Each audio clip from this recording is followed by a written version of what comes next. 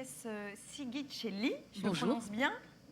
Non, ça marche. Ça marche. Pas besoin de la Bravo pour la prononciation. Sigicelli, merci. Vous êtes l'interprète et co-auteur de Odysseus Plastoc, qui est à 10h15 à l'Espace Saint-Martial.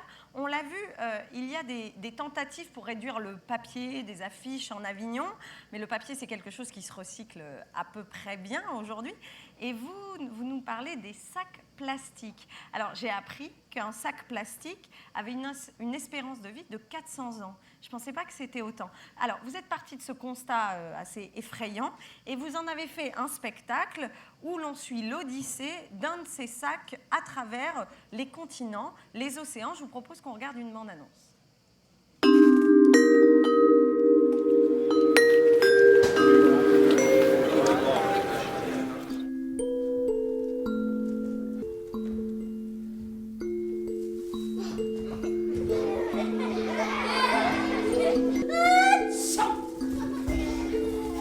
Comment vous appelez-vous? Plastoc. Plastoc? Mais ça n'existe pas, aucun poisson qui s'appelle Plastoc. Quoi? Plastoc. Stop de vie. Stop de vie. Plastoc. Écoute-moi. Écoute-moi. Tu es un sac plastique. On ne t'a pas parlé de moi. Petra, pétrole, ta mère. Papa. Je crois que je suis en train de parler avec un sac plastique. Face à la pollution, faut trouver des solutions. Au plastique. Plastique a pris la place. Toc. Great garbage. Ça veut dire la grande poubelle en anglais. Bah dis donc, c'est plein de trucs, toi. Ouais, il paraît qu'elle flotte au milieu des mers et des océans. Je vais retrouver ma tribu bien-aimée, la douceur des filaments de ma chère maman. Au roi de toutes les méduses, je serai roi. Humba, humba, humba, humba, beluga, unga. Oui, je serai roi. Oui, je serai roi. Oui, je serai roi. Oui, je serai roi. Oui, je serai roi. Alors, Agnès Sigicelli, Oui. dites-moi, d'abord, comment ça vous est venu cette idée de raconter cette odyssée d'un sac plastique? Alors, il y a eu plusieurs concours de circonstances. On n'est pas forcément une compagnie qui parle toujours de l'écologie, mais disons qu'on est quand même très sensible à ce sujet. Et en fait, on avait parlé dans un spectacle précédent du pétrole, de la mouette mazoutée, parmi d'autres thèmes. Et on avait envie de créer quelque chose pour la première fois pour les enfants. Enfin, plus ciblé sur les enfants, mais il s'avère que les adultes y trouvent aussi leur compte, donc c'est formidable. Et en fait, c'est Guillaume Hédé, qui joue avec moi, que vous avez vu sur la vidéo, qui a été aussi très choqué par cette fameuse photo que vous connaissez tous de cette tortue avec un bout de plastique qui sort de sa bouche. Et du coup, c'était aussi la rencontre avec le travail d'une plasticienne qui travaille beaucoup avec le plastique, qui a fait tout le décor que vous voyez avec les méduses, tous les jerrycans qui sont transformés en monstres. Et en fait, la rencontre de ces diverses circonstances font qu'on est arrivé à créer cette histoire. Et parce qu'on a écrit la pièce, qui a eu d'ailleurs le prix des éditions du Hof. Voilà, c'est le livre, on est très fiers. J'allais vous en parler d'ailleurs. Voilà. Donc, c'est parti vraiment de la rencontre de plusieurs personnes. Et voilà. Donc, Et alors, ce décor en sac plastique, du coup, Ouais. et en matériaux non recyclables, est-ce que pour vous, c'est une des solutions pour recycler actuellement ce qu'on alors, a? on va pas dire ça vraiment comme ça, parce que Non, c'est un je peu- sais bien. Mais, Non, mais en tout l'idée, cas, vous avez disons que réussi à reprendre ça et à en faire un décor qui est assez Voilà, magique.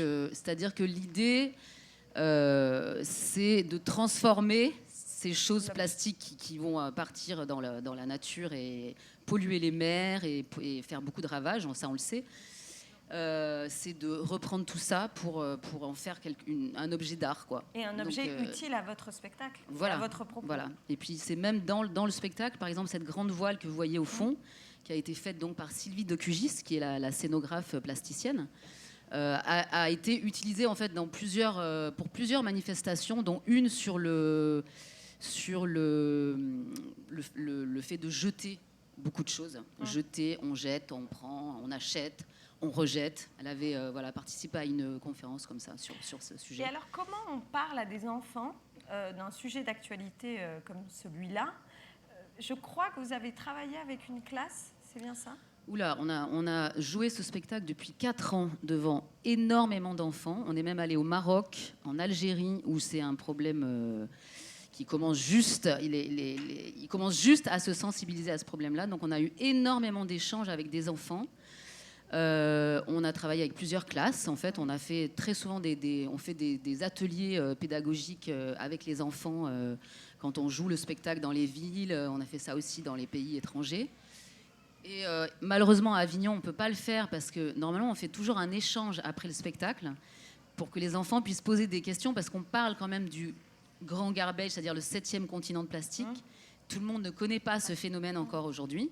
Notamment, les enfants le connaissent peu et du coup, déjà, souvent, ils sont préparés par les instituteurs à certains termes qu'ils ne connaissent pas, certains phénomènes qu'ils ne connaissent pas.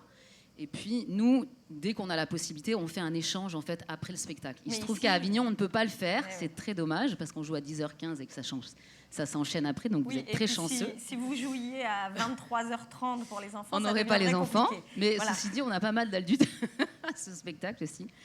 Voilà, donc oui, on a travaillé. Et puis, on a travaillé beaucoup aussi au départ parce que le texte était beaucoup plus long. Et puis, il était peut-être un peu trop scientifique. Donc, on a eu beaucoup de retours de classe et on a simplifié pour que ce soit vraiment accessible. Alors, vous l'avez dit tout à l'heure, vous avez été publié par les éditions du Off. Ouais. Comment ça s'est passé, cette affaire? Alors là, ça s'est passé d'une façon un peu inattendue puisque nous avons laissé notre texte à l'inscription du Off l'année dernière en se disant on ne sait jamais. On nous a parlé de cette possibilité. Puis on nous a dit non, mais de toute façon, vous l'aurez jamais. C'est hyper pistonné. Mais c'est pas le cas. Voilà. Et donc, en décembre, j'ai une amie qui me dit Agnès, bravo pour votre prix SACD. Alors, je dis ah bon, mais je suis même pas au courant. Donc voilà, en fait, on a été choisi dans la catégorie jeune public. Donc, on est très fiers. Et on est très contents parce que du coup, notre texte est édité, ce qui est quand même vachement important. Ouais. Et que nous sommes les auteurs de ce texte. Donc, c'est... Voilà. Et puis en plus, c'est bien parce que du coup, ça fait un élément pédagogique très intéressant pour les enseignants, pour même les enfants disent moi, je vais monter en scène une des scènes de cette pièce. C'est plein d'avenir, tout ça. Alors, est-ce qu'on peut redire où est-ce qu'on peut vous voir? Donc, si je ne me trompe pas, c'est à 10h15 à l'espace Saint-Martial et ça s'appelle Odysseus Plastoc. Voilà. Merci. Je voudrais juste préciser que c'est un spectacle donc, qui est joué par Guillaume Hédé, avec la musique de Annabelle de Courson, Georges Migoya, qui est actuellement sur scène avec nous, que vous voyez dans la vidéo. Il est mis en scène par Yulia Zimina. C'est les lumières de Félix Gann et la scénographie de Sylvie Decugis. Voilà, parce que c'est quand même une équipe qui permet de faire ce beau spectacle. Merci beaucoup.